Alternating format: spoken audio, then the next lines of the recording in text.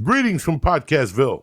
The Church of What's Happening Now is brought to you by Fujisports.com. Listen, I love Fuji. I never give up on Fuji. That's all the gi I wear is Fuji. If you're a big guy and you want a durable gi, Fuji is the way to go. They have mats, they got rash guards, they got shin guards, they got mouthpieces. Whatever you need, they got Fuji Sports is there for you. Also, this podcast is brought to you by one of my favorites, My Bookie. Listen, whether you're an expert or a rookie, you should be betting at My Bookie. If you're the type of guy that likes to bet a little and win a lot, like playing numbers on the roulette, you can create a huge parlay. Pick 3 teams to win, and if you hit all 3, you can turn $100 into $600. Listen, this weekend we got UFC, Cormier versus Lewis. The World Series is done, but you got the NBA. You got everything, and it's all under one roof with My Bookie. I recommend these guys, so do me a favor right now. Log on to My Bookie right now, and don't miss out on the last opportunity to collect the industry's biggest bonus. Use promo code CHURCH, and you'll get your first deposit matched at 100%. 100%. You understand me? That's promo code CHURCH. My Bookie. You play, you win, you get paid. It's Tuesday the 30th, Netflix Day, Degenerates, and my main man, Jerry Rocha. Hello. Kick that motherfucking muley. Dude, Too much on a Tuesday. If you're not awake after that, man. No, right? it's the real fucking deal. Greetings, you bad motherfuckers. Thank you very much for streaming fucking Degenerates. If you haven't, you had, whatever the fuck you did, you know how we do it here. Uncle Joey loves you no matter what. It's up. It's ready. I don't know what to tell you. Anyway, Jerry Roach is here. Hello. Direct from Laredo, fucking Texas. La Bombaville, the original.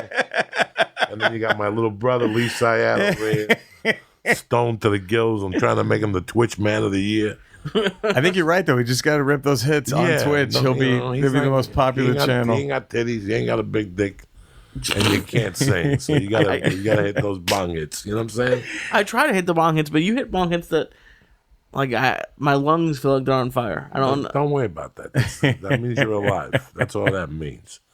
The reason why I was thinking about you lately, Jerry, is just because it's just so weird how there's a certain breed of people. And I've been here for 20 years. I've been doing this podcast for 6 with Lee. We've had all types of guests here. You've been on the podcast before. Yeah. I dig you to death. I love you. Dude, to death. come on. You're I love family you, in my man. world. But it's so weird that you're a grinder. Like, for LA to get rid of you, you're either going to have to get into a warrant. Oh, yeah. Get a bad case of chlamydia. like you're always up to something. And I've known you since day one. How long were you in the game when I met you? I'd been doing comedy maybe 3 years, 4 years. We tops. met in El Paso. El Paso, Texas. I was middling for you. It was one of my first ever. I think that might have been the first week Bart ever gave me to middle. And once I had 20 minutes, man, 25 minutes, I sent him a VHS tape, and I just bugged him every day. Hey, man, here I'm open. Of course, my veils were wide fucking open, But I would always lie and say, "Oh, this week I can't do it," but next, I would do that. Working then, the comic book place. I was at a bookstore, working at a bookstore in Dallas, in the music department of a big ass Barnes and Noble in Dallas. And and I was just, and they were cool enough to where I could say, "Hey, I need next week." I can't. What year was this? God, 98 maybe, 99, That's somewhere what around there. I was thinking. Yeah. I'm like, I know this book. Yeah. You had to 20 years or 20 years. You had just done basketball, I believe. I believe you had just finished basketball. That was, I believe. I think that's about the time where it was. Does that ring a bell? It's probably that. Okay, the first time I went to El Paso, I emceed. Yeah. I took a fucking bus down there. It was $250. Yeah. 4th of July weekend. I forget the 2 guys' names who I even worked. Right? And then I didn't hear from him for a long time. And then I think I got booked through him through an agency in New York City. And then I became friends with him. Because he really trusted that dude in New York. Now, did I headline the week you featured? Yep. Yeah, Bart was really, he really valued that dude in New York. The agent in New York, that guy. Bart would kind of throw Bart a rec, and Bart would be like, "Oh yeah, okay, great." You know, like he was kind of silence. He worked with that guy a lot.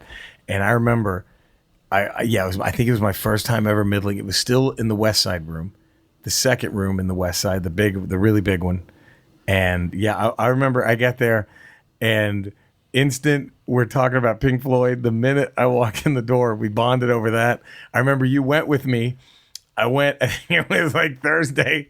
I drove across town to a comic book store to buy some action figures. Do you remember that? And then we go to the Chinese buffet, and then I went and bought like 4 action figures at the comic. You're breaking my balls. I was gonna say, how long did he last in the comic book store? Oh, he didn't go in. He waited out. He was in the car. I was real quick. I got him, and he was just laughing his ass. I walk in with Thor and Iron Man, and he was dying, breaking my. And then we went to Burlington Coat Factory. Remember this? And we stocked the fuck up on. Remember when Outkast had a clothing brand? The rappers, they had like those velour sweatsuits and shit. Dude, we were fucking with all the rest of the weekend. Joey and I were just in Outkast velour crushed velvet. Dude, we were like fucking G's, man. The hoodies on and fucking sweatpants and them. In those days, I was so big. I was starting to get big. And the only place I could buy clothes was in Texas. Yeah, because, dude, yeah. A 2X in we Texas. Got you, boy. We got you, son. Get over here. A 2X in Texas is way bigger than a 2X Yes, here. it is. Yes, it is. It's really weird. When you go to Texas and you buy a shirt and it's 2X and it's big on you, you're like, I've lost weight. I'm going to eat. Oh, my God, I'm looking thin. It's weird. So I remember working there as an MC. Yeah. And then I did a lot of feature work at El Paso. Like I give props where props is due. And that was a club that I learned. Oh, yeah. That old club with the gay manager who I dearly loved, John. That was awesome. What was his name? I think it was John. I think you're right. I mean, I loved him with everything I had. Like, whenever I would get the call to go down there to feature, because I had a relationship that I got all the cancellations. Yeah. And one of the biggest ball bustings I ever got in this town, which I'll tell the story now, is, Bart would call me on Monday afternoons and say, you're going to can you come to El Paso? Somebody featured from New York canceled last minute.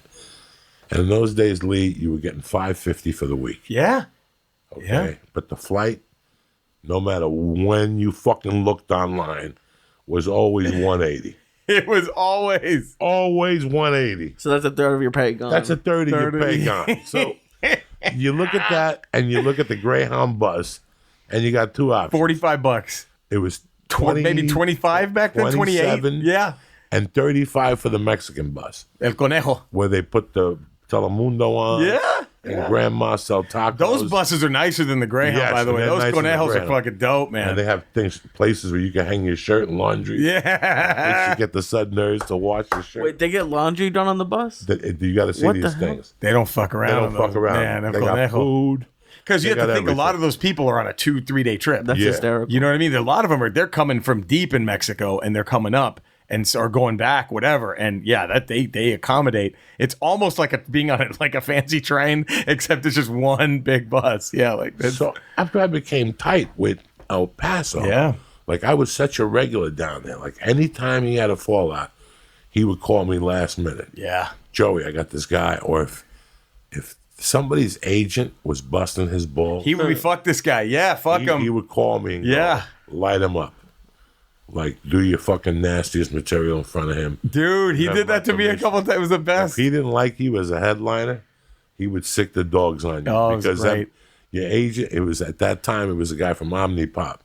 And he was booking they were real features. Yeah. Great comics, but they were features. Sure. But they were booking them on as headliners because at that time El Paso was a B room. Yeah. So I was a fucking a feature. Yeah. And I would light these fucking guys up like Christmas trees.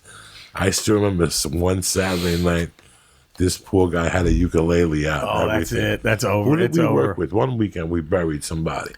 Well, I The can't say weekend you names. and I.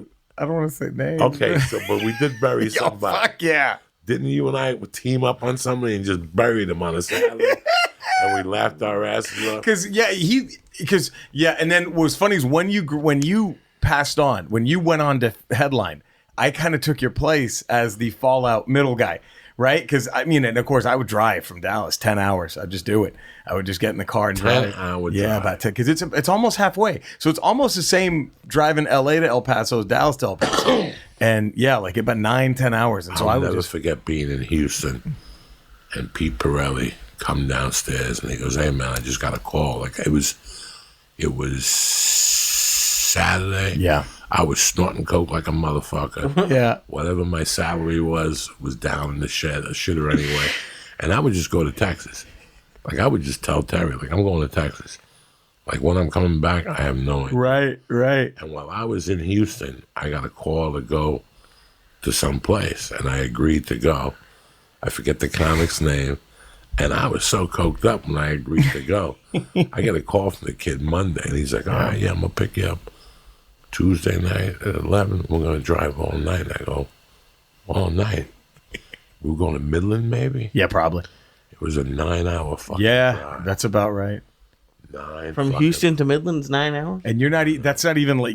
That's like you're covering like not even half of the map. You know what I mean? That like is it's. great. Is it the biggest state in the country? I think Alaska technically, because Okay. but it's just all ice, right? So Wow. yeah, like it land wise, it's right up there with it's Texas, California. It's like they're. But even California is like what, 7-8 hours? It's a little more to go from like if you go like from San I Diego guess, to the yeah, very yeah. top. That's a haul. But like I mean Texas, because it goes both ways, though, right? Like so Houston to El Paso, that's a trek, and then from the top of the Panhandle down to Laredo, and that's a fucking How far from Houston to El Paso? God. That's probably more than Dallas. I bet that might be. You're looking at maybe 10-12 hours. Jesus Christ. Yeah, 10-12 hours. I still remember Ralphie coming to visit me in El Paso with Yeah. Jody, and that club was that corner club. Yep. I don't know about when he moved. Yep. I don't know about now, whatever.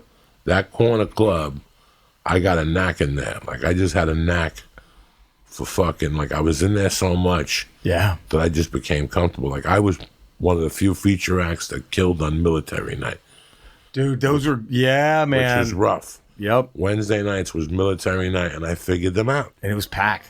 Packed. And Oh then we'd my go to the God. bar up the corner, and it was Yes. a cocaine festival. Everybody was fucking high as fuck. I never saw anything like that in my life.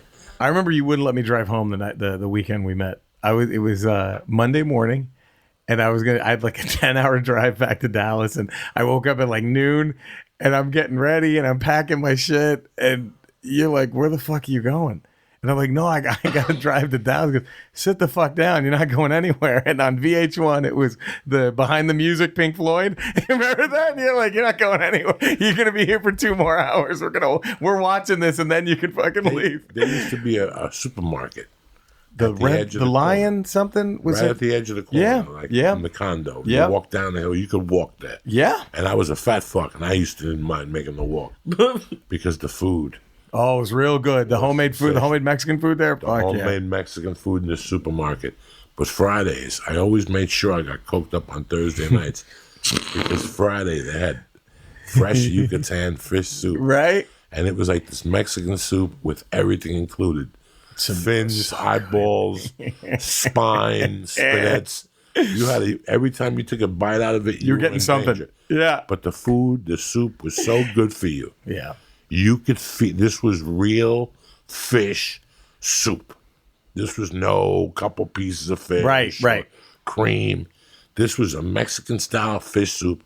I would get the big container of it, and they would have those packages with those fucking chowder things. Yeah. Yeah. Oh Jesus! And they give you lemons to pour in the soup, limes. Best. Oh man. They give you like 5 limes. I get Fuck extra yeah, lime, dude. and I'd be hungover as fuck. And I'd bring that bowl home, and I'd drink half of it straight up, and then I'd prep it. I'd put the limes in there. I'd put the chowder bit, and I'd just sit in front of the TV and eat everything. And when at the end there'd just be spines from me spitting them out. There was every type of fish in there. God knows. I didn't even. Right. You don't ask. Right. And they had ceviche in the corner on Fridays. Jesus. They had a bunch of shit, and Yeah. they had Hardee's, which at the time, that was the last time I ever ate Hardee's. Yeah. Because I ate it one time, and the second time it tastes funny. And I took the bun off, and the meat was skin. It was human skin. No, it wasn't. Yeah, it had just Dude, been that Hardee's was nasty. the people had just been in a fire. Yeah. And they called it was like the charcoal burger. It was because the people had just been burnt. I looked at it, and you could see the veins. That's the when the horseradish fucking can't kill the taste of meat. You're done. It's You're something done, wrong. dog. There's something wrong there. I was always an Arby's guy. That's Soylent Green. That's people. Do you remember the Arby's in El Paso? Arby's. There was Arby's, the supermarket, and then you made the right-hand turn up the hill. That Arby's. That was all on the west side. And it was next to a Radio Shack. Yeah, man. Yeah. So I used to fucking go to that Radio Shack, and I used to go to that Arby's, and I would go, because you're broke, Lee. Yeah. You got to live off $300 You were making for the fucking week. Yeah, because because 180 goes to the plane ticket. Yeah, 180 go. No, and in those days I took the $30 bus. Yeah. So now I had become a regular of his, like I was telling you this story. So I'm sitting there with John Westling, Ralphie May, and Jody, Man. and I say to them, I'm so embarrassed that I had to lie to them. Right. They're like, what time are you leaving for El Paso? And I go, I'm leaving tonight. And they're like, what time? Do you need a ride to the airport? And I go, no. I just need a ride down to Union Station. The guy I'm working with is going to pick me up at Union Station. Right. I was too embarrassed. Dude, I feel it, man. to Yeah, tell Corey, I've been Ralphie there. and Fuck yeah. Jody and John Westling You had to take a... that I had to take a fucking bus. And Ralphie drove me down there. And Ralphie, the cocksucker that he is, went around the corner, sat there and watched me. Get on the bus. Like go into the bus station. Right. Like I waited out there, like waving at him Right. for 5 minutes, and then he went up the corner and waited on me. And they saw me go into the bus station. Oh, man. So when I got back, he's like, "What time did your flight get back today from El Paso?" I'm like, "Oh, like lunchtime." He goes, "You're a fucking liar. You fucking took a bus. I saw you." And I'm like, "No, I didn't." So for years, I didn't claim to it at all. That's so funny. I kept saying, "Doug, I did not. I took a plane. You didn't see me, did you?" The guy picked me up. So for years, he would bust my balls. He just forgot about it. And he would always go to me, "What time did your plane come in?" Because El Paso was a great room to do on Saturday. Yeah. Because I think that you could still catch the bus Yeah. after the show on Saturday. Those buses went late. Yeah, there was a 1 a.m. bus or something. Yep. That got you back here at 1 Probably 2 o'clock in the afternoon next day. Yeah. Yeah. There was an express. Just sleep on the bus and you're good, man. Just crash on the bus. Sleep. Who slept? Oh my God, I used to get fucked up on those buses. Yeah. That's the only way you could go on those buses. I remember when I met you. Do you remember how we met? I got to the condo and you were just sunbathing like a gangster on the at the swimming pool. Remember that? You're just sitting there by the pool sunbathing. It was pool good. was tremendous. Yeah, man. That's how we met. That was a great fucking week. Doesn't Coke make you want to like walk around and like do stuff? How are you getting that high on a bus for 12 hours when you're stuck in a seat? Man, I would sit there by myself. Just get lost in your thoughts, right? Get lost in my your God. thoughts. Probably bring a notebook. I would take a notebook. Yep. I would bring water. I would sneak a beer on. Yeah, man. I would have like a carry-on bag. There was no dogs then. When you got into Mexico, the first time I went down the bus got pulled over on the way back. No shit. 4th of July weekend. The bus got pulled over. That's scary.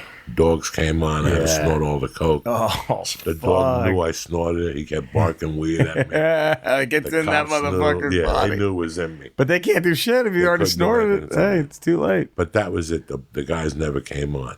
Yeah. But that bus was today, to think about that bus, it was torture. But it's what we do. We're grinders. God, dude, the shit we've had to. I remember one time I was doing a triple run. I hit black ice. My tire exploded, and I had to make the show. Too bad. I fucking put on the donut and did 80 the other 150 miles on. I can't believe the donut made it. And it's fucking on First a off, donut. let me clear this up. I've driven a donut for 2 years. Right. You know what I'm saying? That's for bullshit. You can only do 25 miles on it. Bullshit. You can get out of a donut when you can get out of a donut. I've gotten, and I can, dog, you laugh. I had a donut on my Nissan for 3-4 months taking 4-hour triple runs, Wenatchee. When I lived in Seattle, I think I had 2 of those service bikes. I think I had 2 of those at one time. You think I'm fucking kidding? Don't in the front, don't in the back to even it out. Oh my God. When I was on the road, those cars were fucking. And once I figured out it was just all bullshit. Yeah. Like it's only a 25-mile donut. They just do that so you can go buy a tire the next morning. What are That's you it. talking to? That donut will go to fucking that to his part. When that thing goes, then we'll get another one. That's what I used to do. I used to drive with the real tire in the back. Put the donut on. Because I knew the donut would go one day. They always go when you're in the right-hand lane. Thank God. Because if you're in the left, you're dude. if you're in the left-hand lane and that right tire pops, you're fucking done, dog. Dog, I used to have a car. When I first got here, I had a car that had no brakes, no registration, no insurance. Shit. And whenever I would step on the brake, you would hear the metal, like, yeah, man. Sparks would come out of the engine and shit. I can see why you didn't drive it to El Paso. That one, no, that one was local. That one was from local gigs only. I drove from Texas to Washington for the triple run. Drove from Texas. God, I remember one time I drove to host. I lost money, obviously, but I just wanted to try to get in with every club I could. That Club Bananas in Poughkeepsie. Remember that? In the hotel? Drove from Dallas, Texas to go fucking MC there. Okay, so for a weekend. Let's do something real quick. Let's chronologize this story. All right, so I met you in El Paso. Yes. And then did I work with you in Addison at all? Yeah, it was right after Longest Yard. We worked in Addison. Yeah, you because you were questioning, hey, you want to come in? Because I was living there, and so I went and hosted for you in Addison a couple times. Yeah. And then you moved to New York at one point. Yep, about 2006, 2004, 5, 6, around there. And how long did you stay in New York? About a year, and then it got to the. You got mugged in New York. I didn't want to leave. I loved it. I didn't give a fuck. I got mugged. I did a show. I did a spot the very next night. My fucking face was purple. It was out to here, just blood everywhere. Jesus. I was like, fuck it. I went and did the night it happened. May he rest in peace, my brother, Mike DiStefano, he called me because I didn't hear from him. We used to hit me up when we get home from the gig, and he calls me. And luckily, I had 2 cell phones. I had a New York cell phone and my regular cell phone. And my New York cell phone I had with me, it got destroyed. And he called me. He goes, "What the fuck? Where you been?" I go, "Well, Mikey, I got jumped." He goes, "What? No, what the fucking street corner?" I'm like, "No, it's okay, man." He goes, "No, Jerry." He goes, "You're doing me a favor." He goes, "My brother just really wants to beat the fuck out of a couple of Puerto Ricans tonight. So here, tell me where it happened. We'll bring some bats. We'll let you get a couple of shots." I'm like, "Nah, I'm good." But yeah, I went to the spot the very next night. And then so I was in New York for about a year. And I loved New York. I loved it. I fucking loved it, man. And I was getting love at some of the clubs. I was kind of, but there was just this weird, because before I left, I was already passed at the Improv out here, right? And so part of me just thought, I felt like, man, I remember you got me that spot at the store, and I was starting to get a couple of those like friends and family spots, and I was like, man, I just kind of missed LA, and I'm like, I think I should be in LA, just for me personally. And so were you in LA first before New York? I was in LA. I was staying with my buddy for a couple of months on his sofa. You remember that? And then I went back to Texas, and then I went to New York. And then after New York, I went back to Texas, saved up a shitload of money, and then came back here for good. And that was it. And how long have you been here for? Almost like 10 years now, a little over 10 years. Yeah, straight. Yeah. And it was just, and I remember you told me, I remember when I moved here, when I moved out of here the first time, you called me and you said, "You're going to be okay." I remember you telling me it saved my life in a way. Cause I was thinking of cause you know how hard it is when you have to move, you know what I mean? And you told me, goes, "Look, you're going to be okay. You're going to just fucking grind, come back." And you're like, "Trust me, coming back the second time is the hardest move you're ever going to make, but you're going to have to do it." And I was like, "Yeah, fuck, you're right." And you just, you grind through it, and you fucking I worked I worked day jobs, shitty gigs in Texas in that period just to save up enough money to come back to the place. New York. Yeah, I loved it. Oh, fuck, I loved it, man. I loved it. Man, I loved New York. I lived in Astoria, Queens.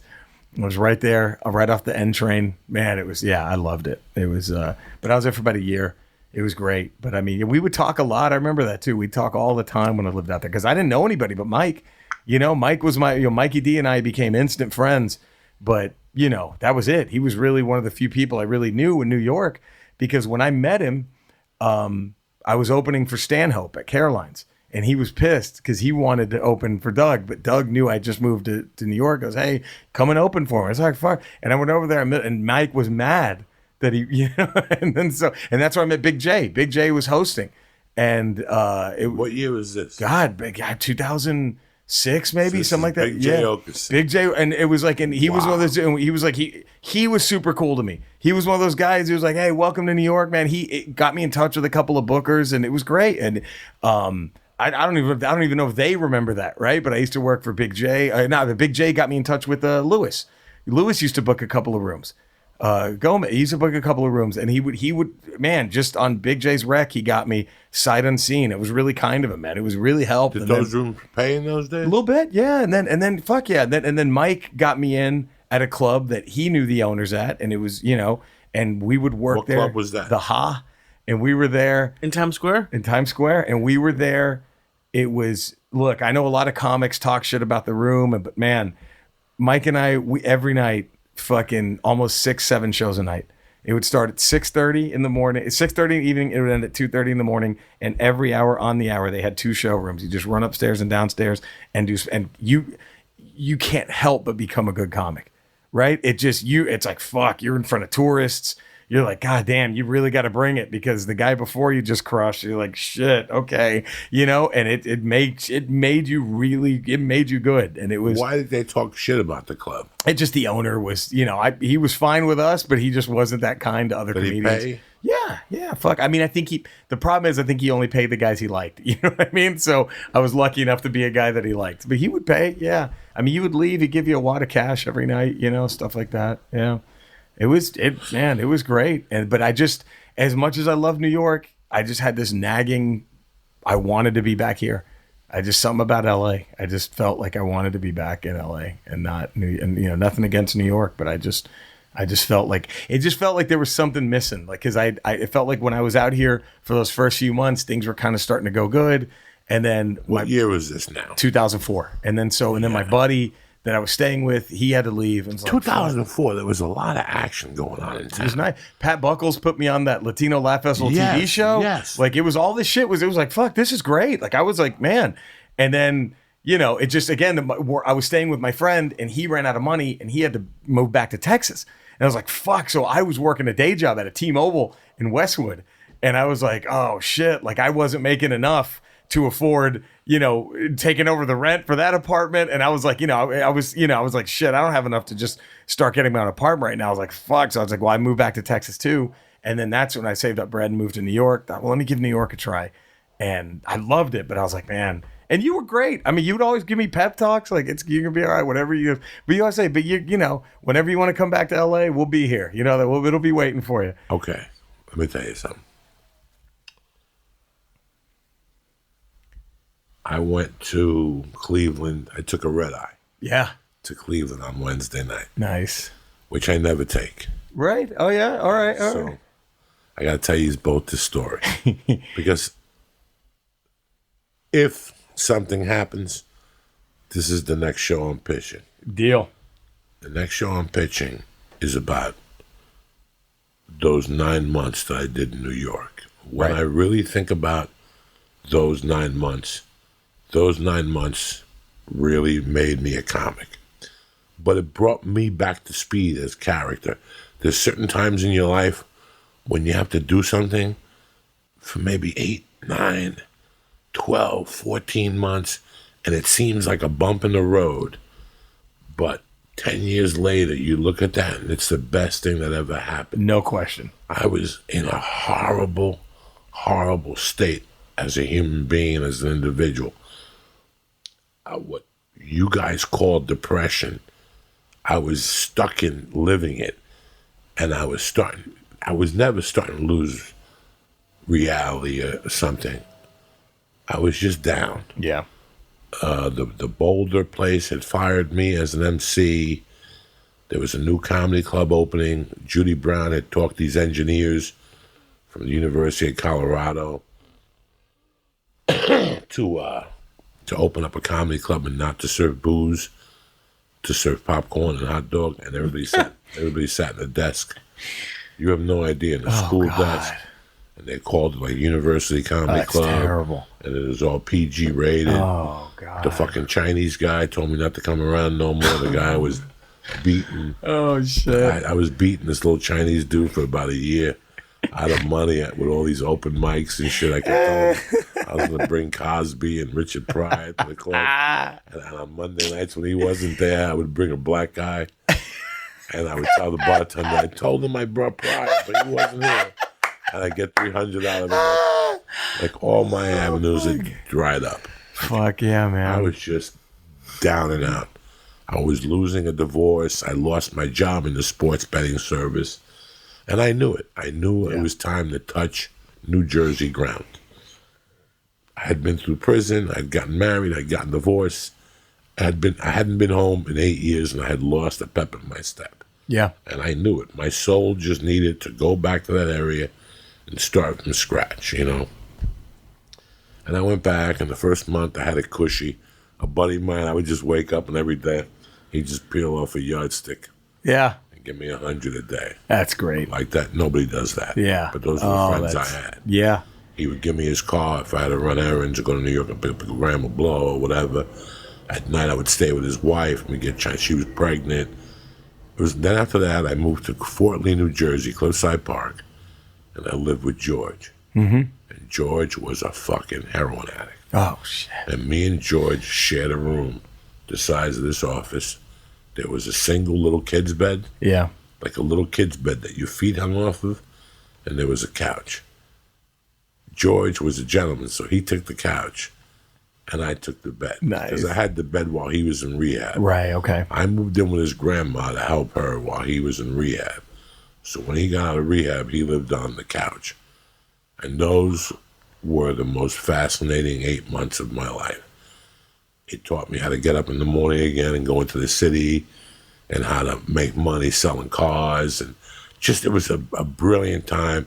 And something else happened. I figured out the equation of comedy. I figured out that you just didn't get on stage. I figured out that if you wanted to write a joke, you had to write it and then add to it. And it all came to me, and I was ready to pursue it, but I couldn't pursue it in New York. Right. I was just going to spin my wheels in New York. Dude, that's weird. I felt the exact same That's it. fucking I was way. just spinning my wheels in New York. I wasn't going to get to that next level. There was a big gap. I felt it's crazy. Between where I was. Yeah. There was just too big of a gap. I didn't have the chops to cover it. Right. I did not have the chops to cover it. And there was no way I was going to get the chops living in New York at that time. Yes. If I knew one thing about Denver was that the comics, since the Comedy Works was such a high-level club, and they handpicked that the comics all had to go out and hustle. Denver taught me how to do comedy the right way. Thank God. I knock on wood. Yeah, I didn't have to bring 4 people, 8 people. Oh, before. man. But anyway, to get back to this New York stint. So it's September of 93. It's August of 93. I'm doing okay. Yeah. I'm doing okay. I'm getting on stage maybe 3 times a week, 4 times a Fuck week if yeah, I'm man. lucky. Yeah. I'm not getting anywhere. I'm not getting any laughs. I had 2 or 3 jokes, but my health was improving. Because of this heroin addict. It was just, I love torturing people, and he was perfect for me. I just torture him at night. But he flipped the cards on me and tortured me. Right. But there's this one Sunday that I get up, and I got about $18 in my pocket in the joint. And I don't know what I did for breakfast, but it was 1 in the afternoon, and it's a Sunday in New York. It's warm out. Jesus Christ, I'm 30-something years old. It's 1993. I'm 30 years old. I should be out in New York having a beer at a bar. Meanwhile, all I want to do is go to Harlem and get a bag of weed, which I can. Yeah. I got $18, so I got $10 to get 2 joints, and then I could eat lunch. And then I could eat a hot dog or a slice of pizza and a soda. But Jesus Christ, is my life really this pathetic? I got $18, and we lived underneath a chick that had a kid. Okay. That's all I know. A chubby type chick Sure. that had a kid. And one day, I'm sitting on the bed reading a book about comedy. That's when there was that magazine, was out at all the comedy clubs. Right. that came out Yeah, of yeah, San Francisco. yeah, of course, yeah. I'm reading this magazine. I'm reading the Judy Carter book. That's when I got Gene Perez comedy. And I would just, I had this day job, but I also had this dream at this point. Yeah. I had seen Jay Leno in New York. I'd seen a couple people. And now I knew I wanted to go to it. I seen Leguizamo. Now I was just waiting to get out of, I was trying to figure out how to get out of fucking New York. Plus, New York I was just an addict in New York. Right. New York, it's too easy to get drugs. In Jesus, isn't it crazy? It was just too easy. I mean, I don't even, you know me, I'm And clean. I don't do any of that and my shit. But friends you were were just junkies. like, fuck, you could get And my anywhere. friends would give me money to get them coke. And so the days I didn't want to get high, and now I was ending up getting high. It was just, that's what the problem with the East Coast was for me. Everything was too available. Yeah. So there's one Sunday, I'm sitting there with my $18. It's 2:30 in the afternoon, and there's a barbecue grill in the backyard. And I see the mom come out with the barbecue grill and her little boy. Yeah. And she opens up the barbecue grill, and she's putting burgers on and stuff. Now, I had lived in this building in 85, and I had lived in this building now in 93. And I had robbed this building 1,000 times already. So when I lived there the first time on the third floor, there was a couple. I was just robbing them once a week. Like if they had left $100, like if they left 5 20s, I would take 3 20s. And I would take that credit card, use it, and put it back a week later. They had a stack of credit Well, that's cards. where it is, huh? I don't know where that thing went. Yeah, they had a stack of credit cards in the desk. This was ridiculous. Oh, God. I was robbing them every 2 or 3 days. They would always put money in this circle. I would steal something every 3 or 4 days. So it's 93. When I left, I remember George saying to me when he came to Colorado, he was like, "Yeah, man, the girl upstairs called the cops. They said they were missing a bunch of stuff.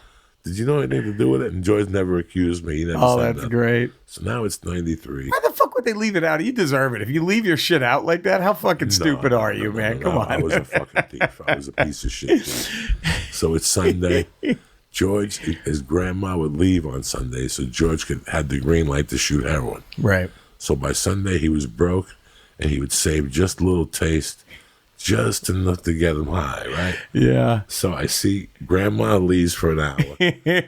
George gets up, goes into the bathroom, blasts off, and I can see he's coming back. And Oh, man. he would watch that stupid fucking show on MTV, Beavis and Butthead. Oh, yeah. Yep. So he's watching Beavis and Butthead giggling, all knotted up on heroin and shit, right? And I see this lady cooking, and I run upstairs to her apartment. I open up the front door. I knock first. I open up the front door, and I look, and there's a table with a purse in the middle of the fucking, Oh, right shit. on top of the dinner table. And there's an envelope sticking out of it, like a deposit envelope. And I look in it. I just take the envelope, close the door, and I go downstairs. I go in the bathroom. I count out like 8 bills. Right. I take the envelope, I rip it up into 1,000 pieces, and I flush it down the toilet. And I take the 800, I take it, and I hide it in the mailbox. Somebody who lived upstairs mailbox. Sunday, then I gotta check it. Right. And I just waited. I ain't that stupid. I know this is not. So we're laying on the bed. He's all fucked up on the heroin now, right? So her and the kid go upstairs with the cooked meal, and it's not 20 minutes, and I hear the door. Now, they had already had problems with George because everybody in the building knew he was a heroin addict. So she's like, shit. the grandma opens the door. Hello? And she's like, is your grandson home? I'm missing $800. I know it was him. Fuck. He's the only heroin addict in the building. And grandma's going, no. He's been laying down the whole time. Shit. And he goes, George, wake up. This lady say that you robbed her house. And George is like, I've been fucked up. I've been laying on this couch for 2 hours and some shit. And I'm sitting there giggling inside. I cannot laugh at all. I cannot laugh at all. I'm just holding it in. And now the cops come. Oh, And there's 2 cops in the hallway, and they got George out there, and he's fucking nodding. And fucking the cops are asking, did he rob it? yeah. And she's like, I'm telling you, it was him. I left it on top of the dinner table, and I'm sitting back there howling my ass off, Pretending to read the newspaper or something. pretending like I didn't know nothing, like I'm napping. Right. And all of a sudden I get up and I get involved. I go, "What's going on, George?" And he goes, "This fucking lady's accusing me of robbing." I go, "George hasn't moved at all. Nobody robbed you, lady." And she's fucking crying. And I'm feeling bad enough as it is. Right. It's a dog-eat-dog little bitch. At that time, I was crazy, and I felt, till today, I feel really bad. Right. But I couldn't give it back at that point. The cops came and they interviewed George. They had George outside for like 30 minutes. He's out there all fucked up on heroin. They made him empty his pockets and shit. Man. So, boom, I fucking wait like an hour. I let everything calm down. I tell George I'm going to a walk into the city. I get the 800 out, and I'm at a Chinese restaurant within 15 minutes. Right. At the Enchanted Lily in Fort Lee, New Jersey. My favorite, the shredded beef, number 5. Man. Oh, my God. Szechuan shredded beef. Ooh. And I was over the city. I went and picked up like an 8-ball. I went down and picked up this girl I knew. I went crazy for a night. And I gave him like money like 2 days later, but I never told him. That's crazy. I leave October in 93. Sure. We reconnect in 99, 2000. And in like 2005, one night we were at a restaurant. And I tell him he's high on the heroin. Right. And no, he's straight now. He's been sober for his that's great. He's been sober since 96. Oh, that's good for him. Shit. So I tell him the story, and he goes, "I remembered that, you motherfucker. I was high as fuck. You put Killed his high." So Thursday night, he's out. He's at a bar in Cliffside Park, and he's sitting there, and there's your girls at the bar next to him, and guys, and I don't know what they're watching. Right. Thursday night football or whatever. Sure. Weren't the Giants? I don't know. It was this Thursday. Whoever played this Thursday. And he said that the girls next to him asked him if he was from the neighborhood. He goes, "Yeah." And the girl goes, "I'm from Cliffside Park originally." And he goes, "Really?" He goes, "Where'd you live?" And she goes, "Inwood Terrace." He goes, "Get the fuck out of here. I grew up on Inwood Terrace." She goes, "Where'd you live?" He goes, 754 Inwood Terrace. And he says to himself, "Come on. I lived in Inwood Terrace." He goes, "Where'd you live?" "I lived in that same building." Oh, shit. The girl goes, "We lived on the second floor until one day my mom got robbed. And we moved out." Fuck. That was the baby. That was the baby. Fuck, man. He calls me. Oh, shit. Now I'm on Thursday when I take a red eye that night. I had the Uber was picking me up at 8:30. Yeah. My call time was between 8:30 and 8:45. He called at 8:10. I'm thinking to myself, it's George. I'll just call him because I had the baby in the living room. Yeah. We'll watch some TV shows my last 20 minutes where I don't want to be on the phone. Sure. So I figured I'll call George back on the drive to Uber. When I call him back, he's howling by himself. And he goes, "Let me tell you this fucking story." And he told me the story that he's talking to the girl. And the girl he goes, he just stopped. Once he said that we moved because we got robbed, he stopped. Because he knew if he told her that his grandmother was the super, the girl She would know. Yeah. But it was him that robbed him. That is fucking great, man. Fuck. I can't. Has that ever happened to you before? Like when you were living in Jersey, would someone sit next to you and be like the person you robbed? Right. That's a fucking crazy coincidence, man. What are the odds? What are the fucking odds? Oh, it's amazing. My mom, we got robbed, so we left. We moved 2 months later or something. He said he was crying. Fuck, man. That's great. Oh, shit. So how many? Now you have a Netflix special? Yeah, it was only on for a year, but yeah, it was up there for a year. Yeah, they had it up there for a year, and now I'm doing my a CD on Thursday. How long have you been doing comedy totally now? God, since I was 17. Yeah, I started when I was 17. I'm 41 now. Fuck, that's been a minute. 24 years. 24 years. So I've been doing comedy 3 or 4 years longer. Mm-hmm. Yeah, about, yeah. 91 I started. Yeah, I started in 94. 5, right before I graduated. Actually, right after I graduated high school. So it was after the summer, like the beginning of summer, like in August, at the end of August, I started doing open mics in Dallas. And you've been 95. making a living how long doing it now? God, since New York, so about 12 years, I guess. Knock on wood, yeah. So it took you how long to start making a living?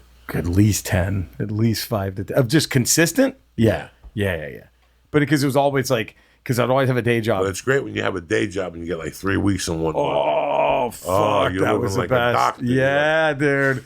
I'm buying all the fucking video games. I'm going to GameStop and I'm That's cleaning the them good out. thing about being a local comic, having a local job that pays you okay. Fuck yeah. Covers your bills, and then there's 3 different comedy clubs, an hour apart, and each of them give you a week, every month for 500, 300, 600. Dude, you're making a killing in your home. You have no idea how great it was when I'd be like, I pay all my bills from work, and then I'd be like, I just have like a couple of bucks left over. That sucks. And then kind of scary, and then boom, Randy from Hyenas calls me. Hey, want to come down to Arlington this weekend? Fuck yeah. I'll be, the best. The fucking, I remember those days. I would go to work at the bookstore. I would clock out, run to the bathroom, put on nicer clothes, and then drive down to Arlington, do a spot in Hyenas. Oh yeah, that was the best, man.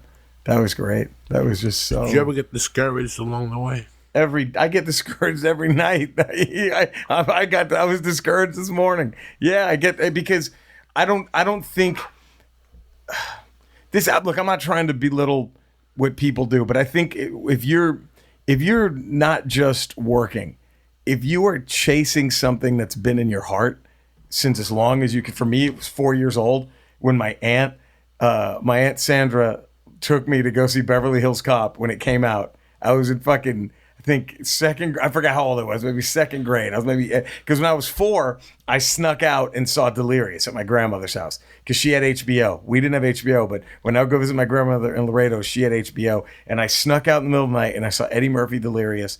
And I was 4 or 5. I had no idea what the fuck he was saying. I didn't know what half of it meant. But when he did the thing about the Annie's got the mustache and all that, and the ice cream, I was, oh God, I was like, this is the greatest thing I've ever seen. And then I loved Dana Carvey on Saturday Night Live, Weird Al Yankovic, Eddie Murphy, and Monty Python. Those 4 things were just, And then so when I was a kid, my aunt took me to go see Beverly Hills Cop when it came out in the theater. I think I was like in first grade. I was saying motherfucker at recess. The very next day, I went to the principal's office, I made kids cry because I was saying motherfucker. I was like, no, I think it's funny. But when something is in your heart for that long, comedy is what I wanted to do since I was 4. You're going to get discouraged. Even if things are going great, you're going to get discouraged. Because for whatever reason, there's always that nagging voice in your head that's telling you still aren't doing what you really wanted to be. You know what I mean? Like whatever that is. It's like there's this mythical extra rung on a ladder that your fucking soul or whatever your insecurity creates. And it makes you feel like you're nothing if you aren't grabbing it. And I always feel like I'm not grabbing it.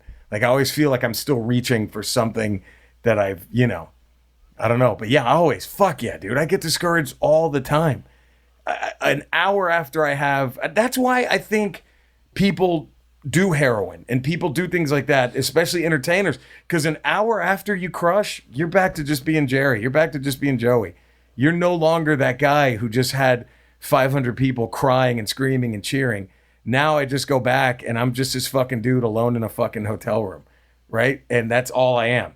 And that's the hard part is I just sit there and I'm like, fuck, I'm just this dude who's just fucking all by himself in a town you've never been in before, and I'm just here, And then sometimes when you're on the road, I remember I was working with this guy, I forgot his name, but he had Crohn's disease, the headliner, and so you're sitting there just depressed that you're working some shitty gig in South Bend, Indiana, right? And you're in this shitty condo. And if that isn't bad enough, you're just alone with your thoughts. You hear this guy taking a shit like every other hour. Just fucking horrific shit. And you're just sitting there right next to it. Your bedroom's right next to the bathroom. So you just get woken up in the middle of the night by this guy just shitting. And you're like, fuck. But you had a great set that night. So that's, you remember that at least a little bit. Like, yeah, but I did that. And not many people can say that they went and smashed a room. So fuck yeah. Okay, I'll keep fighting. And that's, but yeah, dude, I get discouraged all the time. All the time. It just, because it's, you know, comedy's been in your heart, I bet, longer than you even know.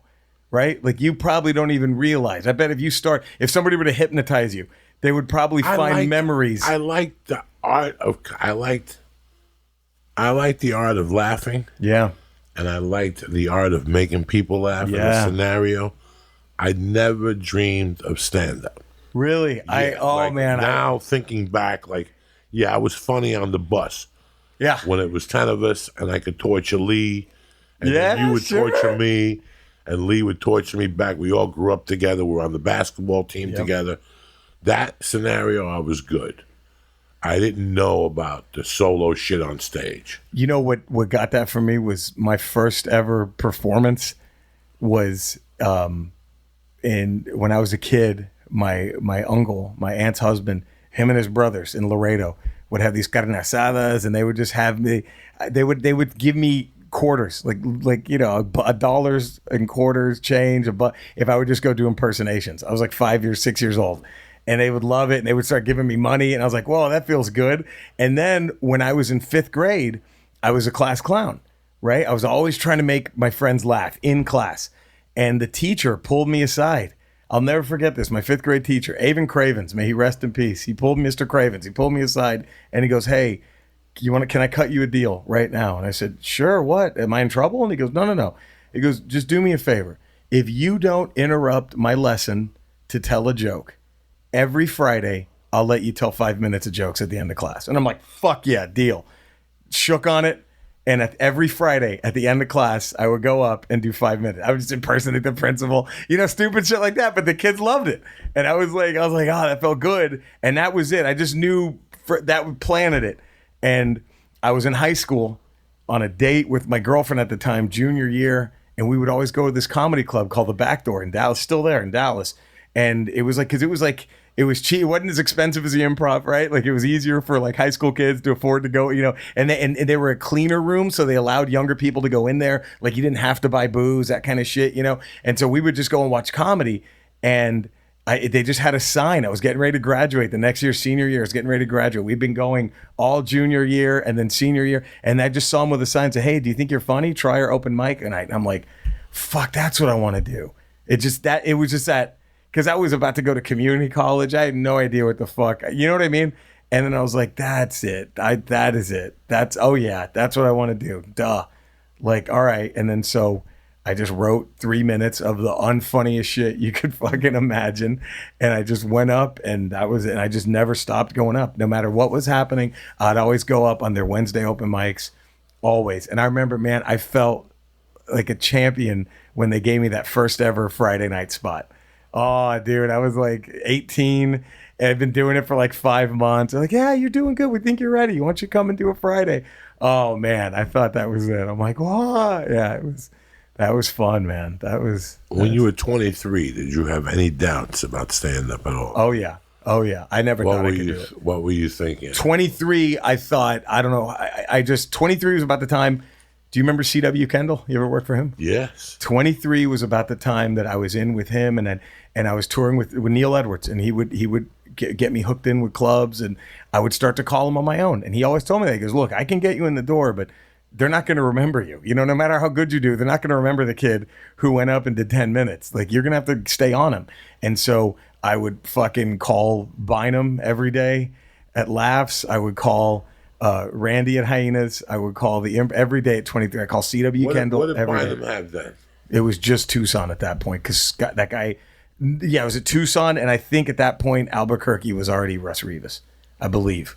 I think right around there is when Russ Rivas already had Albuquerque. And and then Jeff Jones, the Looney Bins, up in, he had Memphis at the time, Little Rock, and Tulsa. And then now I don't think he has maybe Oklahoma City, Wichita, Kansas, right? And so I would call him, and he was, Jeff Jones, say those Looney Bins, those clubs. Is he still around, Jeff Jones? I think so, yeah. They saved my ass so many times.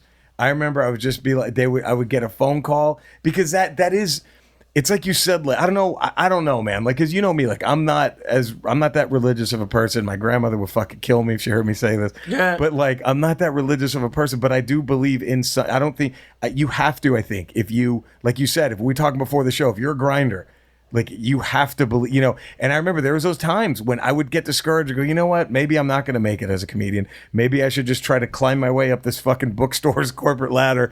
And, you know, and then Jeff Jones calls me out of the blue. Hey, what are you doing next weekend? Holy shit, this is a paid gig? Fuck yeah. And that keeps you. And then when I moved out here, you have those moments of doubt where I have $10 in my bank, right? And I'm not getting paid until next Friday.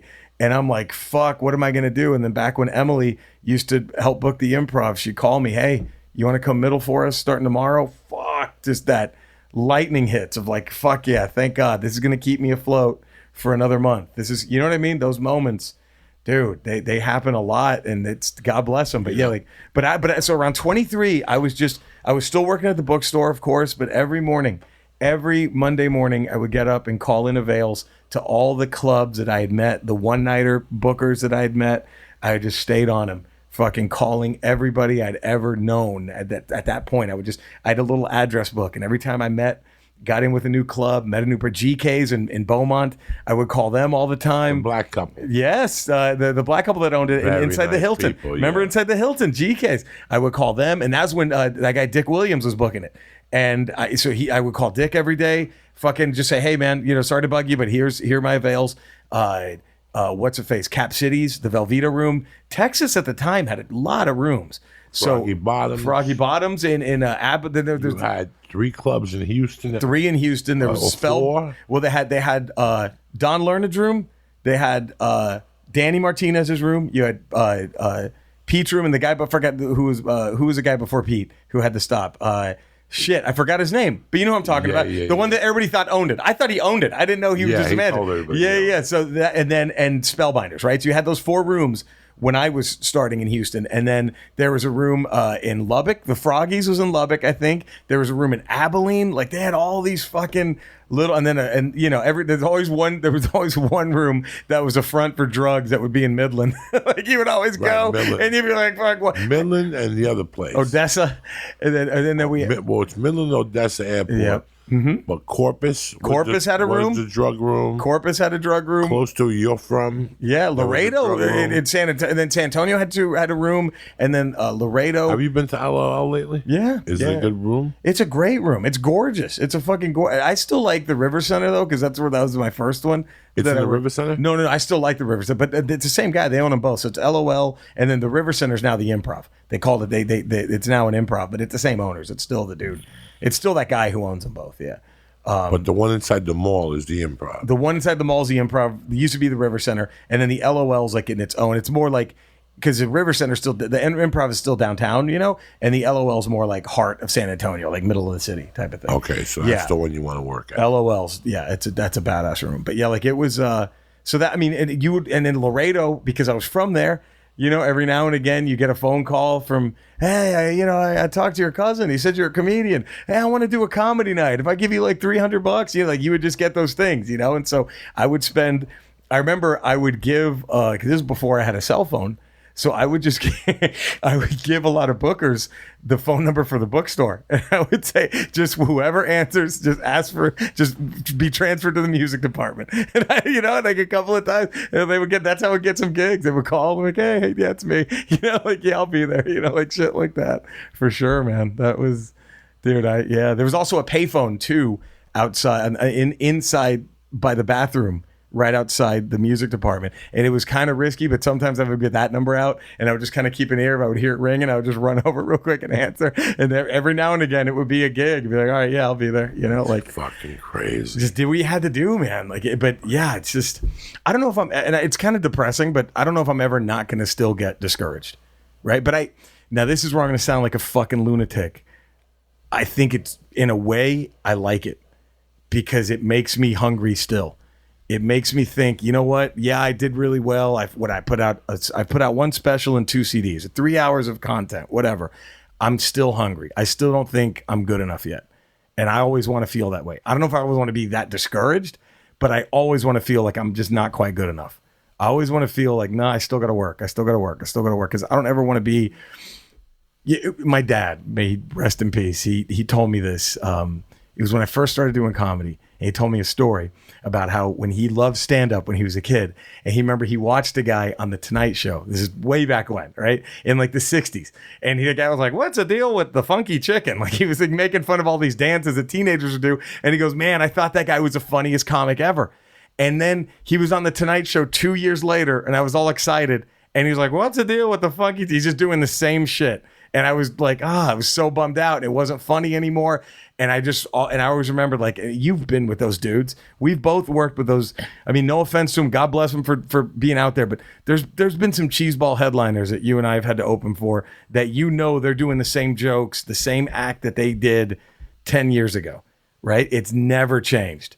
It worked for them once. And I don't ever want to fall into that trap of thinking that, this is good enough, right? And so I think that is why I get discouraged, too. Is I never want to think like I just want to always be hungry. Always want to have like a little bit of a chip on my shoulder. Not a really devastating one to return to some asshole, but you know what I mean? Just have that kind of little chip to be like, nah, fuck that. I still want to try to prove that I'm good at this. I was never a comedy fan.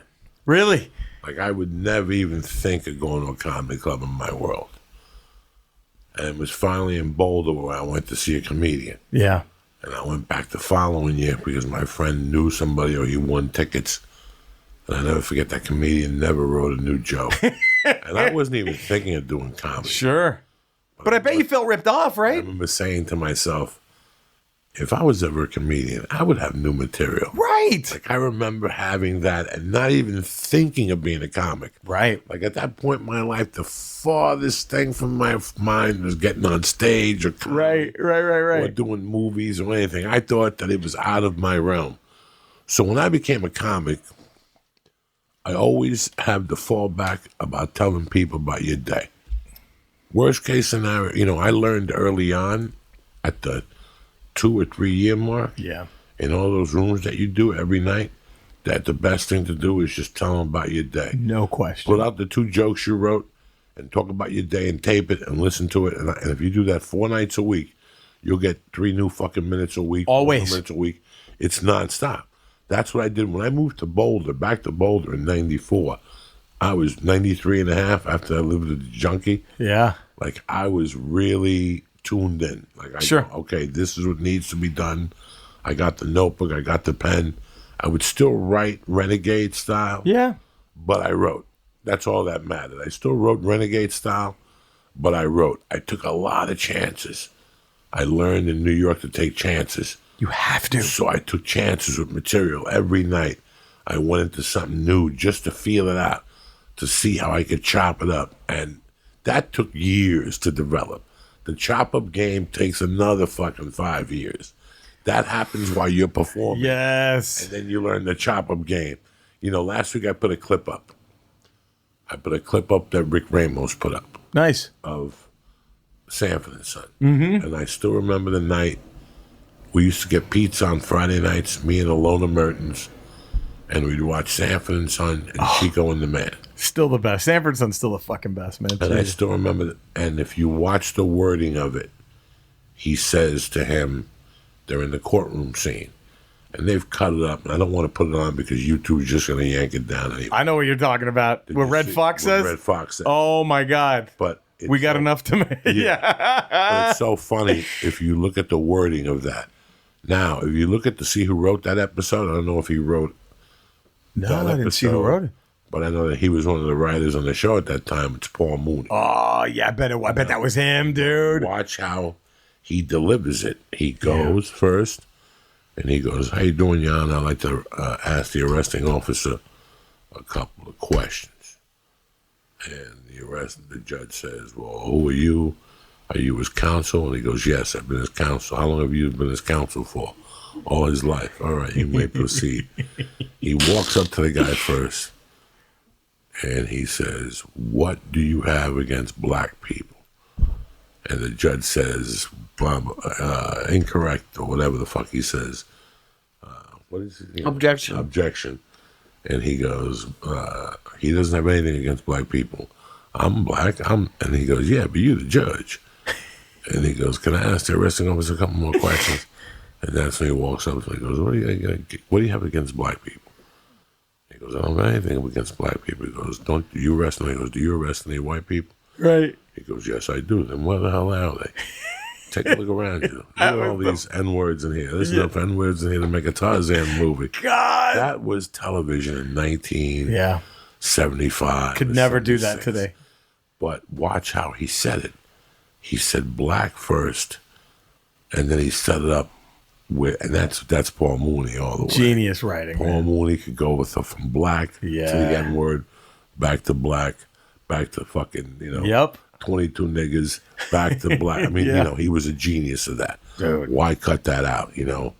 That could never happen again today. But that's not the point of it. The point of it was the writing, the structure of it. Performing is one thing. Now you have to learn the active structure. Yes. Which some people have naturally. Some people know how to structure. It's amazing. I never knew how to structure. Right. I never had segues. Oh, God, I had to learn that. I had to learn that, bro. Comedians I have great segues. I would just tell the joke and then go do another one. I used to have comics that I would blow off the stage early on that would call me Mr. No Segue. And I go, but who's getting laughs? Who's getting laughs? It doesn't matter. Fuck who's it. Getting laughs? Yeah, bitch. man. While you're there focused on the fucking... It's so weird how my Netflix special came out today. And Can't wait to see that, dude. The only knock that I have against the special, I think Netflix did a great job. Yeah. Jeff Thompson was on the show, whatever, is that I focus too much on the words. Okay. Yeah, sure. If I have to look back at it now and see what the only knock I have is my own shortcomings, I focus too much on the verbiage and I didn't focus on my heart, which happens sometimes. How you learn all these things are through experience. It's like when you do a TV show and you have to learn the words. You can rehearse the words 20 times and all of a sudden you'll feel it or go through you, and now you correct the line the perfect way. For both of my specials, CISO, in fact, on the CISO, I corrected it. Yeah. On the CISO, the first show, I focused too much on the script, and I ate a bag of dicks.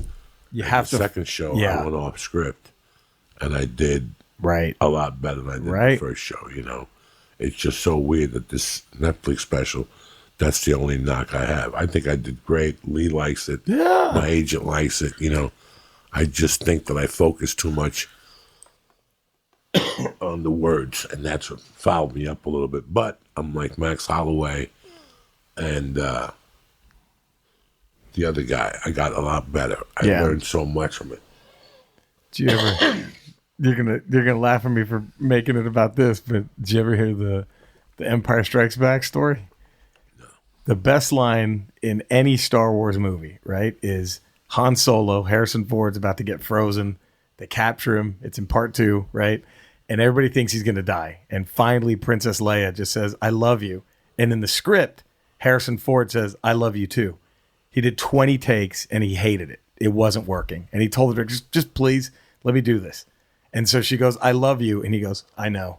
And that's the most memorable moment next to Darth Vader saying, "I am your father," right? And because he went off script, followed his, he went, "No, this is what my heart's telling me this guy should fucking say." Made him the coolest fucking character in movie history. You know what I mean? Just the guy's facing death. He doesn't even say, "I love you too." He goes, "Yeah, I know." And then boom, that was it. That is how fucking badass that was. And that's, I get so scared of that too, because before I tape any kind of CD or special, I recite it over and over and over again. But I try to make sure that I have all the beats down, but I also leave room in my head in case I want to take a quick little detour. It's okay. That's what you have to tell yourself, right? It's okay because it's your script. You know what I mean? Nobody else wrote this. We wrote it. So if I want to go off it, fuck it. It's mine. I can go off it, right? That's how you got to look at it. It's still tough though, because, in your head, you think, "No, this is a perfect way. I got to do it like that," but yeah, it's fuck, man. It's your own organic thing. You fucking do what you want with it. Right. But it's tough because I know, man, you get into that trap of oh, fuck, I have to do it this way and that's it. And then I think every comic should leave a little bit of room. You know what I mean? Just a little bit of room to go off and just let's go here now. Let's go. And that's what I felt I didn't do. Yeah. Yeah. You're right. You're absolutely right. You have to have that little bit. You look at comedy from such an obscure way sometimes, especially when you think the stakes are on the line. You think differently. And that's what I learned. I mean, Netflix was great. Yeah. Shooting of it was great. Sure. Jeff Thompson was great. The stat, everything, the hotel. I think the special is great. I think you guys enjoy it. Yeah. I just think that that's what was missing a little bit. And I think if you see me now, you'll see that I picked that part up. I said, wow, right. That's not going to happen again. I'm not going to worry too much on this shit. You know what I'm saying? It's just very weird, Jerry, that I've grown up with a bunch of people. That I've shared a quarter of my life with a bunch of people in this game, and you're one of them. I mean, dude. When I met you, you were a kid. And, for a couple of weeks, I've been wanting to put you on, just to let you know that you're a fucking grinder. Dude, that means a lot, man. And you're right there. I mean, grinders, I'm a grinder. Yeah. I'm a grinder, and I love it. I remember it. I don't want to name names. I really don't want to name names, but goddamn, remember those comics that you and I, you would call me sometimes. I'll never forget this. You would call me at like 1 a.m. and you'd be, hey, go to so-and-so's website, right? And we'd both be reading the bio and just howling. Remember that? We just these cheese balls. And we'd be like, these motherfuckers don't put any work in. They just do the same shit over and over and over and over and over. They think they have it made. I'll never forget. I was at Bart's room. And I look, I'll be cool. I'm not going to say, and you know who it was, but I'm not going to say who it was. But I told you the story. The headliner that I was working with was on the phone back when Trey was in Addison. And he was talking to Trey. And he goes, man, fuck those LA people. They want to come find me. They know where I'm at. And I remember you were dying. I told you that story. I called you from the condo and that guy was asleep. And I'm like, Joe, you're not gonna believe what I just heard. And we were howling. And you were like, look, nobody's gonna go fucking over there to find this dumb motherfucker. Oh my God, we would do that all the fucking time. One of the hardest things in comedy is in the beginning you work with a lot of junk. You work with people that. And when I say junk, it's I shouldn't even say that. You work with people who have been beat up by this business. Yeah. Yes. You work with people that I can't say they didn't. I'm not saying they didn't put the work in, but maybe somewhere they cut a piece out, and they came to L.A. and they had zero success in L.A. Yeah.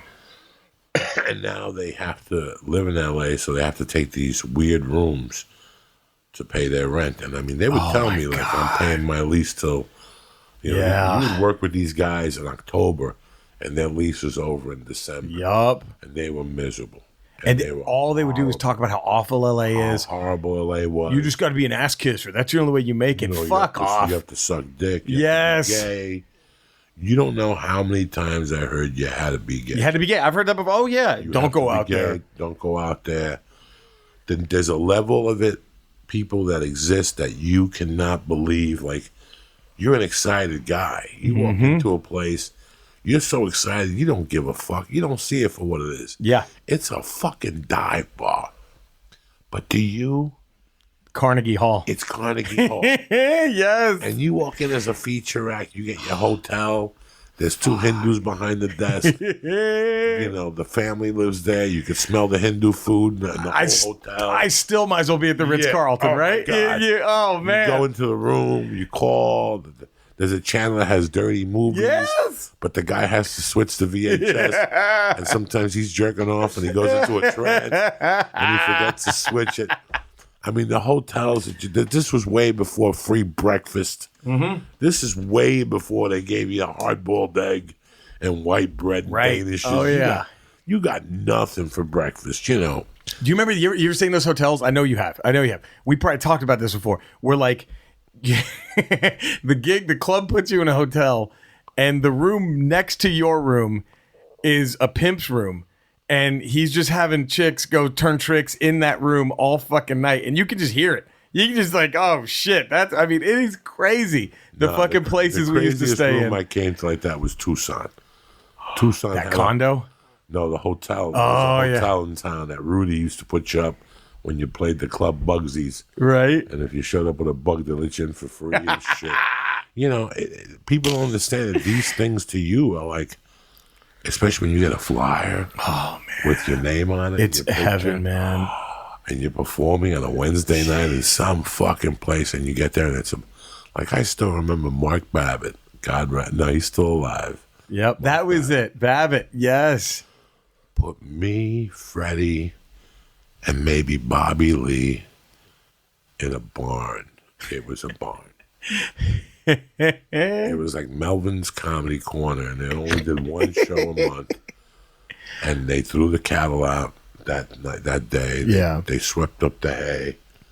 It sat 500 people, and everybody from the town was there. Oh, man. I think he paid me $400. That ain't bad. And no plane ticket. Right. And in those days, I would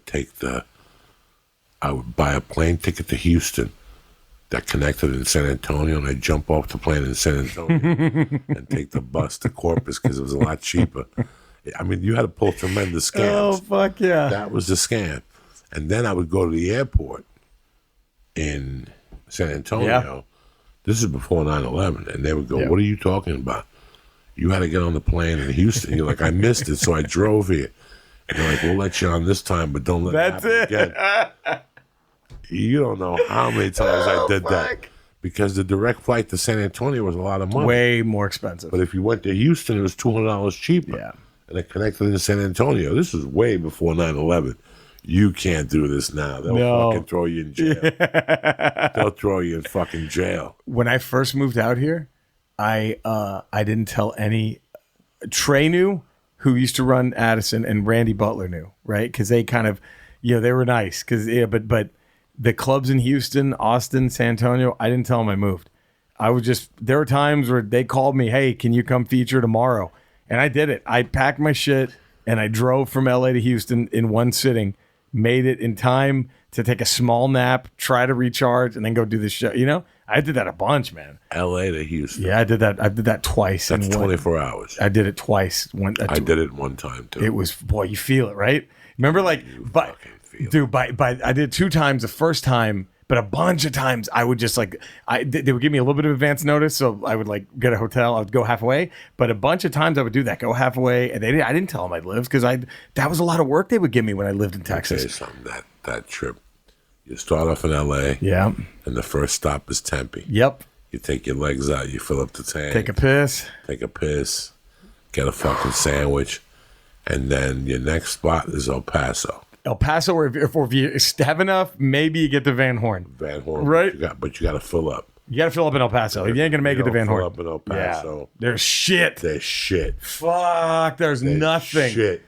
You better be filled up in El Paso. Man. You better be tip-top Magoo. Your batteries better be charged. Yes. If you're tired, just spend the night in El Paso on the freeway. Because the rest of it is that. The rest of that's it. the real test. That's the real test. That's cactuses for 4 hours.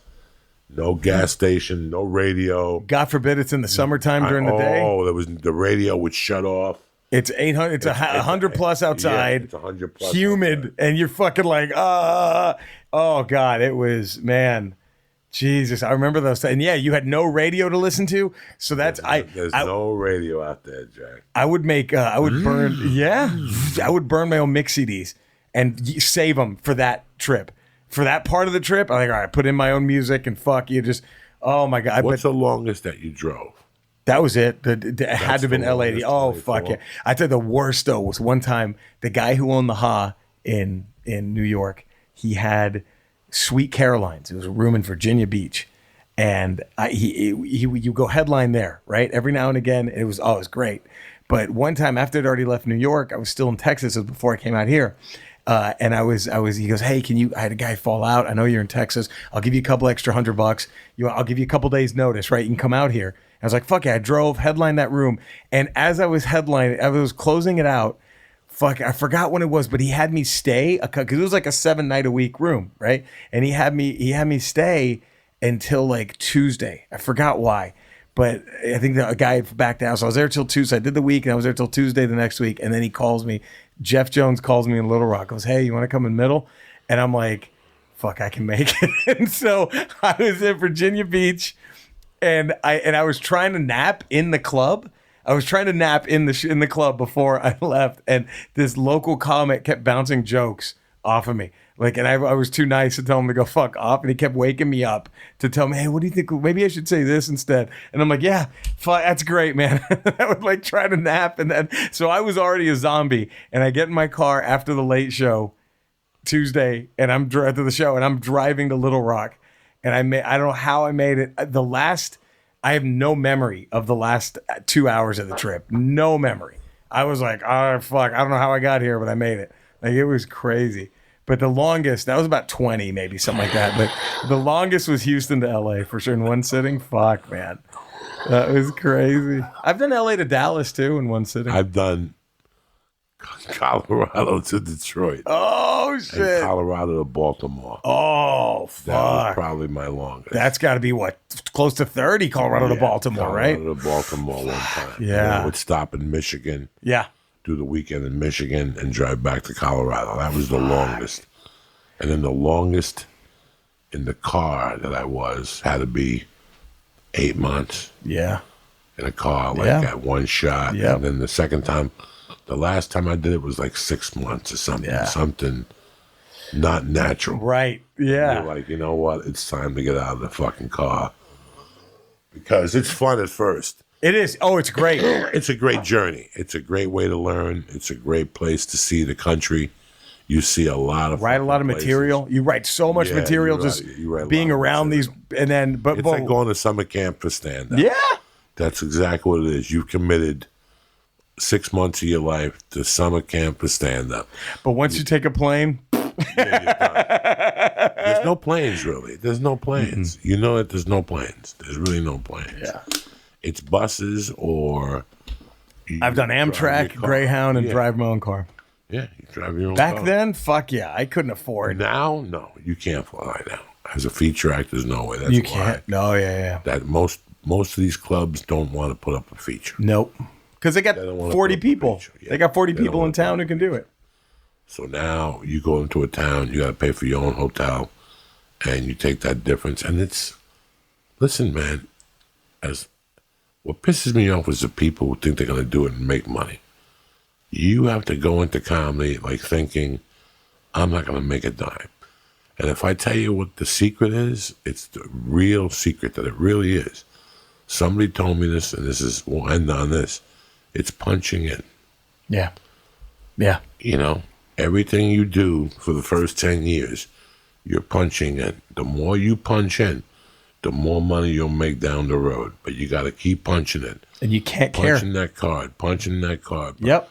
And you know what? There's weeks you break even, but you're working. You have to look at it that you're doing what you didn't want to do. This beats me being blah, blah. This beats me being blah, blah. At least I could prove to my mom that I made it one more fucking week. Fuck yeah. It's just this really weird feeling. And that's why I admire grinders, brother. And Thanks, I see that you're doing a CD, and I wanted to celebrate it. Thank I wanted you, to get man. John. I wanted to let people know. Thank you. That you're doing this Thursday at the Icehouse. It means a lot, man. And that you're one of the guys that I've seen grow. You're not a fucking pussy. You've never been a pussy. Thanks, man. You've gone through hell. You've had management and fucking stroke jobs, and people sign you, and then you've gone through it all. Yeah. And you're still here, and Thanks, you're that man. one cunt there from just taking over the world. Thanks, you don't even man. know it. So Thanks, man. I really appreciate you coming on, and I appreciate this. I really appreciate our 20-year friendship and how, bro, you never called me complaining. You've always called with questions. Oh, because I love your advice. You've always called with advice. And I hope I never bothered you. We've always come to a conclusion. Yep. I've always told you my advice, but then we make a conclusion of what works. Yep. If I don't have the answer, I'll call somebody who does. Yep. I have heard the situation before from somebody. Sure. I get a call from somebody, hey, they want to book you in Laredo, Texas. Hold on one second. Let me call you back. Yeah. What do you think of this guy? Don't do it because Right. he fucking pays with a Right. check bounces. It's just this is what part of this business is. Yeah. It's having allies, that there's no animosity between you Right. and me. In fact, I was talking about one of the real jokes in comedy is you know, the white people eating Mexican food at Jingle Bells. The racist uncle. The racist uncle. Yeah, at man. Christmas. Thanks. That has always been one of my favorite bits. Thank in you so comedy. much, man. And I just want people to know he's doing the show at what time? It's 7:30 and 9:30. Listen, man, if you ever did me a favor, do me this favor. This kid's a real fucking star. Thank When you, I man. tell you that there's comics out there that, you know, for some reason or another, Comedy Central doesn't talk to them, so you guys don't put no verification on them. And if you've learned anything through these podcasts, look at what you've learned. That there was a lot more comics out there that meets the eye that you guys never would have known about without these stupid podcasts. If you're in the LA area Thursday night, please go down and support my main man, Rocha. Thank you, Fucking tape his CD, and I'm sure Lee will go up there and applaud for you and jump up and down. He ain't doing nothing better. So You he's know- gonna go represent the church with his shirt on and do bong hits. Fuck yeah. Dude, I love you, man. Thank you. And I got to tell Absolutely, you, you kept me going. I never told you this story, but this is a perfect time. You asked when I ever gotten discouraged. One of the nights I was really discouraged, man. I think I gotten dumped. Like I'm on the road. The girl calls me and dumps me when I'm on the road. I think I was in Tulsa. So I called you. I was almost crying. And I was just like, man, I just hope I'm doing the right thing. I remember telling you that. I said, I hope I'm doing the right thing. And you quoted the beginning of Apocalypse Now. And he goes, let me tell you something. He goes, everybody out here is getting soft. He goes, you're in the weeds getting stronger. Never forget that. Never forget that. And that kept me going, bro. That was like, fuck. That was so, I needed that. And I can't thank you enough for that. I don't know if you remember that night. But you told me, I remember. and I you remember told all me, you of said, that. you're out and you're fucking, remember that line that he says in the beginning? I'm just here getting soft. While Charlie's out in the stronger weeds. in the weeds. He's out That's in the the truth. weeds getting stronger. I always knew all those years that I was sacrificing Yeah. in a fucking bus station, waiting 4 hours in the middle of the night. You know, have $8 in your pocket. You got to shoplift an old fucking hot dog. Yeah.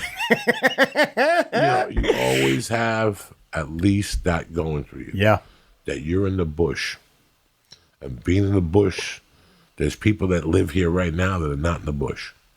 And they've been here for years. They're not in the bush. They don't know how to get in the bush. No.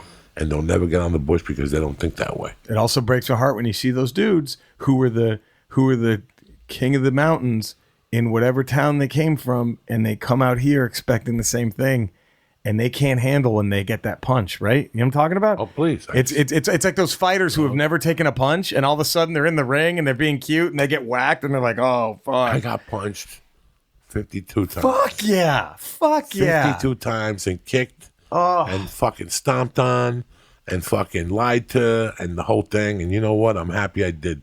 Fuck yeah. I'm happy I did because, I see people, and I think I was telling, I went to Cleveland with George Perez, and me and George at one point were talking about all the people that came and went that had more talent than we ever dreamed of. Right. I could tell you people who came and went that were brilliant writers or aware of performing, and they just didn't cut the main thing, was perseverance. Yep. They didn't have the main thing to stick out here, was just a little perseverance, and that's it. You have to wait around.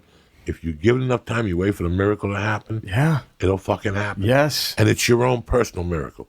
It may not be being Louis C.K. and selling out stadiums. Right. It may not be being Kevin Hart. Right. But it's your own fucking private Idaho, and you created it, and you're happy with it and content, and you stay within your bounds, and you don't make believe you're Joey Bananas. Right. And you're not at premieres smoking cigars, hanging out with you. Know what I'm saying? I love it. I love going under the radar. Listen, November 1st, 7:30, 9:30 at the Icehouse. And do not forget, Uncle Joey, next week, New York Comedy Festival, baby. Gotham's, Thursday sold out, Saturday late sold out. You got 3 shows to fucking choose from. And then the week after, the night before Thanksgiving, I'm in Irvine. That's all you need to know. I want to thank Jerry LaRocha. Thank you, man. For coming on this show, my man. I love it. Thank you, brother. Stay Appreciate black. it. All right, I want to thank my man, Jerry Rocha. I want to thank my man, the Christ Killer. And I want to thank you guys for listening. Don't forget, the church is brought to you by my bookie. Let me tell you something. Watching football is fun. Watching sports is fun. Even the World Series was tremendous. But you guys heard me talk about this for weeks. And some of you are still waiting there with your pockets all empty because you're not making no dough. No do-re-mi. That's why. Whether you're an expert or a rookie, you need to be betting at my bookie. If you're the kind of guy that likes to bet a little and win a lot, like playing numbers on a roulette, you create a huge, big parlay on my bookie. You pick 3 teams to win, all 3 of them come in. You could turn $100 into $600. You got the UFC this weekend. You got basketball. You got hockey. I recommend these guys because I trust them. My bookie has been in business for years, and they've got great online reviews, and their mobile site. That's where the dough is right there. It's nice and easy to use. Now, my bookie, backed by popular demand, my bookie will offer 100% bonus for 1 more week this year. That's right. You've been thinking about placing a pick all season, but you haven't manned up yet. This is the time to make your move.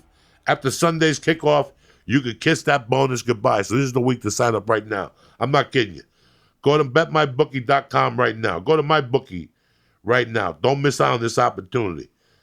Also, make sure to follow us on BetMyBookie on Twitter or Instagram. They personally respond to every mention and every direct message. Not to mention they've given away nearly $10,000 in free money to their followers this football season. So you'll be the first to know as soon as new odds and props are posted. Now do me a favor. Log on to MyBookie right now and don't miss out on the last opportunity to collect the industry's biggest bonus. Use promo code CHURCH, CHURCH, and you'll get your first deposit matched at 100%. That's right, 100%. That's right, 100%. That's promo code CHURCH, CHURCH. My bookie. You play, you win, you get paid. I love you, motherfuckers. Don't forget, New York City next weekend. Thursday sold out. All you got is Friday. And Irvine, the night before Thanksgiving, with my man Lee Syatt will be down there with me, all right? Have a great Tuesday. Enjoy the special. Thank you for supporting me. Without you guys, I wouldn't even have this fucking thing. So thank you very much, and have a great day. Stay black. Hi, my little